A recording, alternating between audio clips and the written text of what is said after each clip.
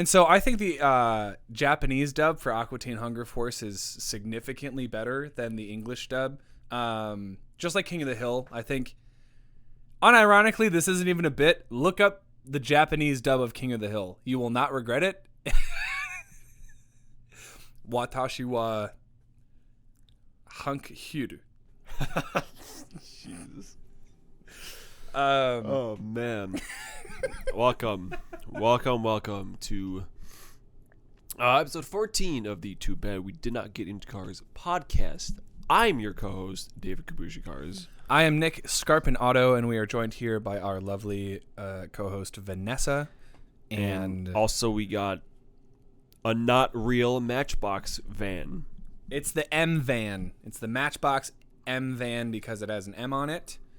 And today is a very special episode. This can literally only happen once a year, but we are breaking tradition. We are not talking about three different topics today, three different subjects, because this past weekend, or this current weekend, because we're recording on Sunday, is Comic-Con 2022. And, doggy, there's a lot of stuff to touch on. There are a lot of trailers and news and reveals and such that we're gonna cover and talk and theorize and do things about. No reviews, no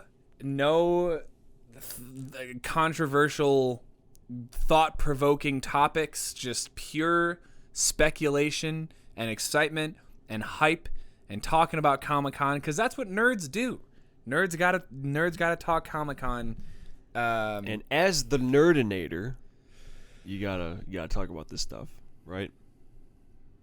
You don't get to call me that. No, if anyone gets to call me that, it is David's one of the very few people. I used the nerdinator name in middle school as my Xbox gamer tag and didn't stop using it until I still use it on my Snapchat. That's my Snapchat handle, is nerdinator95. So if you want to add me, then feel free. But yeah, so we're gonna talk a bunch of different Comic-Con related things. But first, I got a new mic cable. Woo! Do you hear all that popping? No popping, no more. And it's super long, so I don't even have to be really restrained anymore. So, I mean, it's not really new, though. It's not new. It's at least probably 12, 13 years old. Used this mic cable back in Damaged Metal, and it's been sitting in my garage, not used for 7 years. So it's a miracle it still works. But hey, man, lifetime guarantee. No joke. That thing's about to go through puberty. That thing's about to experience some really bad years. Well, let's hope it doesn't turn into a feral monster and start climbing trees and jumping on a house and eating people's faces. Is that what puberty was like for you? No, but that's what happens in Barry. That's right. Oh my God. All right. So yeah. So you're watching Barry. I am watching Barry. Yeah. Was it just my suggestion, or was there any? Okay, cool. Yeah. I was I didn't know if there were any other outside forces that were you should watch Barry. No one else has ever talked about it, but I know Vince said he's seen it. Yeah, Vince is. I started watching it because after. Oh man, I think I went on a YouTube kick where I was just watching interview clips from Bill Hader, and in a lot of interview clips he was talking about Barry because it is now 3 seasons long, and he's really good friends with a couple of the late night guys. Seth Meyers is one of his closest friends, and Jimmy was on SNL, so they're good buddies. And eventually I thought, well, I have HBO Max now, I might as well watch it. It's so easy to binge. It is so because each episode is half an hour long, and there are 8 episodes per season. So it's not very long of a show at all, despite having 3 whole seasons and being on HBO, where I would argue HBO specializes in hour long, epics like Game of Thrones and I don't know, is Succession on HBO Max? I have no idea. But I think you're liking it so far. Yeah. Right? I'm like halfway done. Yeah. And what's exciting is apparently they were at the first table read for season 3 at the day before everything shut down for the pandemic. And so while before they even started shooting season 3, they wrote season 4. So they're like, might as well. So the scripts for season 3 and season 4 are done already. So I'm really excited to see where they take season 4. But yeah, man, TV is great. TV is cool. I've been watching a lot of New Girl. God damn, I love New Girl. I love New Girl so much.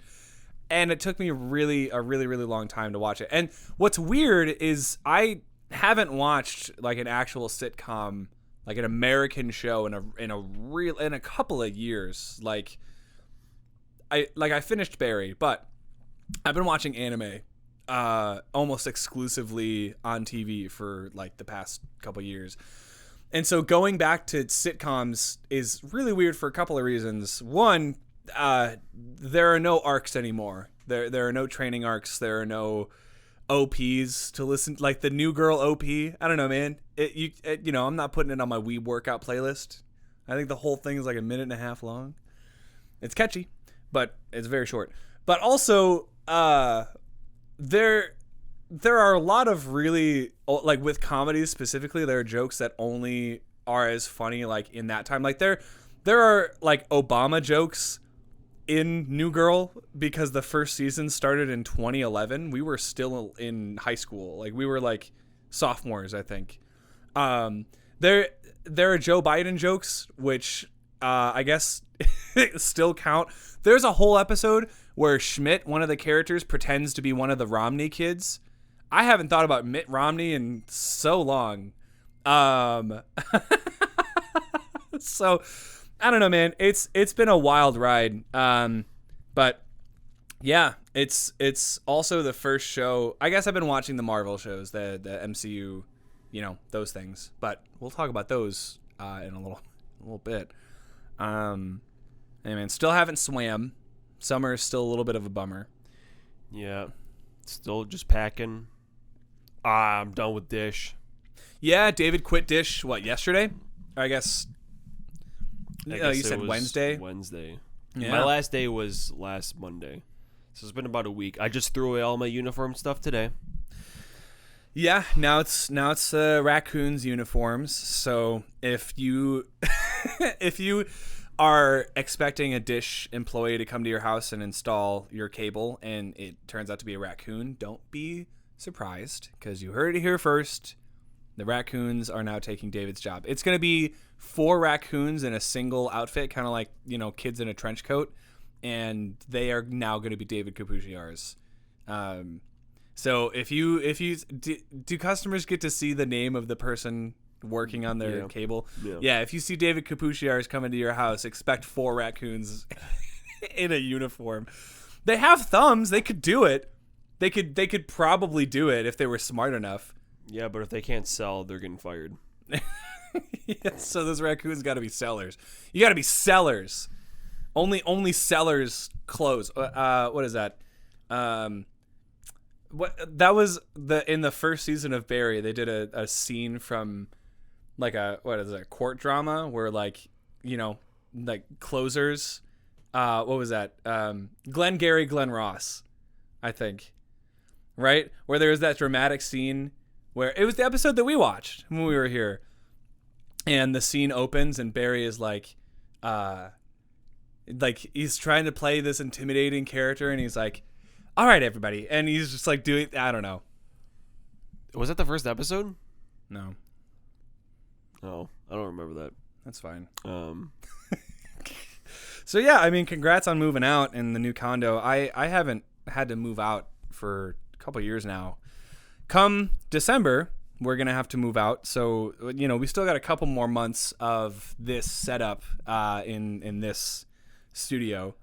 And also come December, we'll have a lot more to talk. I mean, there's so much stuff coming out in the next couple months. Both of our birthdays will be Oh my god, my birthday's gonna be hype this year. Yeah? Hype. Why I'm that? going down to Nashville the day of to see Trivium and Between the Bear and Me play the same show. Nashville? On the Yep. 14th? Yep. Whoa. Because they're playing on the 12th in Chicago, but I'm seeing The Who that day. So I have 2 concerts that week. Jeez, man. Including 2 of my favorite bands ever. That's wild. Playing, the 2 latest albums. Oh my god. Oh my god, it's hype. And not to mention the opener, Chemists. Yeah. I just saw them at the Mastodon show, and they're pretty decent. As far as like the opening bands I've seen, they're like one of the better ones. Okay. And then Whitechapel, which is whatever.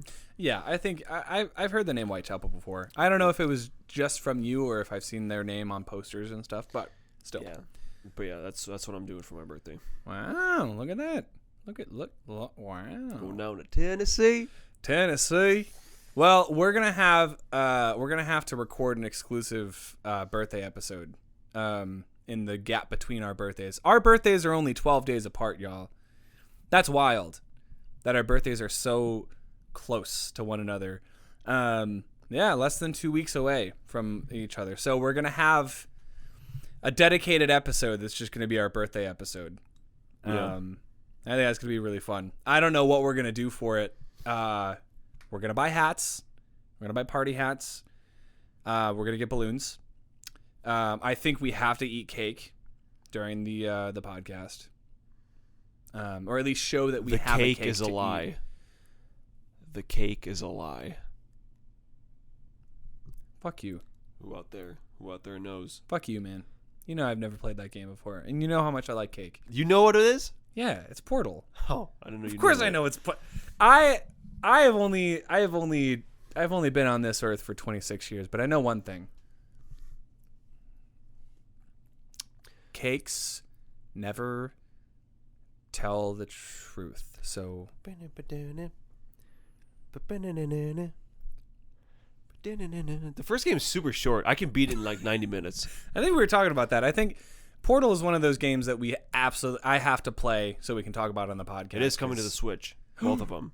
Ooh. I think the Switch has just become my default console. I think I'm buying the new. Remind me, I have to, before today ends, I have to buy the new Ninja Turtles game on Switch. The Switch, for whatever reason, even though it's not as powerful a console as the PS4 or the Xbox One, I think I just prefer buying games on the Switch if I can.